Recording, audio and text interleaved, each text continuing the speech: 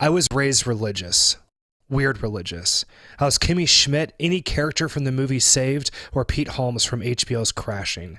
When I was in elementary school, I would go door to door to invite people to church. I even started a prayer club in my junior high. Every Wednesday for years, I was part of a program like Boy Scouts, except we would learn Bible verses to earn plastic jewels to put on a plastic crown. Then I was in youth group when I got older. Every year around Halloween, we would perform a drama called Destiny House. For this, we would decorate the Sunday school rooms to be the setting of different scenes in a play, and the audience would go room to room with us and watch us as we told a story that always involved 2 teenage deaths. I would act out a suicide using a gun with blanks every night, right in front of people's faces, like 10 feet away. And then the audience would go with our characters to heaven or hell, and we would try to convince people to convert to Christianity. I was on staff at a church camp for 4 to 5 summers. I wrote a Christian novel. I even acted in a cable Christian sitcom. I went on countless mission trips to Mexico and once to the Middle East.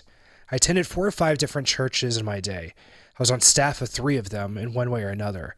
I knew as a young teenager that I was meant to be a pastor. I was a youth pastor for a few years. Then I got my degree in Bible, met a girl from church, got married, had a son, and everything was on track.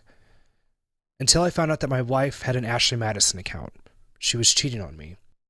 Our church got involved trying to help, but they were devoid of empathy and only operating with black and white, rigid interpretation of the Bible. It became clear that they wanted her to be someone she wasn't, and they wanted me to be somebody I wasn't.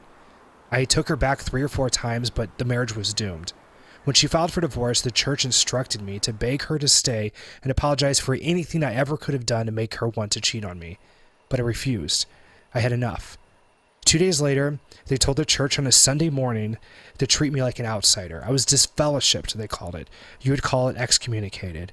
I was kicked out of church after years of being the poster boy for young Christian men. I even tried to go to another church, but the leadership contacted them and warned them about how dangerous I was for questioning their authority. In the middle of all of this, my best friend passed away from sudden heart failure. He was healthy, and he wasn't even 30 years old. Oh, and one more thing. This whole time, I was gay. I knew I was attracted to guys since the age of 14, but I knew because of my beliefs, I could never act on it with anyone. And I was open about my attractions. My pastor knew, my friends knew, hell, my ex-wife knew before our first date. After I got kicked out, I spent some time away. I came out, and I felt like a thawed-out Encino man. I put myself in therapy, I read books, I read articles, and I walked away as I am now, a non-believer, irreligious, secular, out and proud, and people in my life lost their shit. Soon I realized that I had something called religious trauma syndrome. Religious trauma syndrome is defined as the condition experienced by people who are struggling with leaving an authoritative, dogmatic religion and coping with the damage of the indoctrination.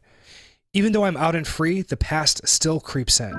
And it wasn't just from being kicked out of the church. It was every time I was expected to believe something with blind faith. Every time somebody would do something hurtful or even break a law, and we were encouraged to look the other way. Every time I was expected to believe things that defied logic. Every time homosexuality was taught to be a choice and disgraceful, and I had to slump down in my chair. Every time I was made to feel like I wasn't good enough by those who were talking about grace and acceptance. Every time I thought I was deserving of hell just for being born. And every time my faith was used against me to follow orders. And the list goes on.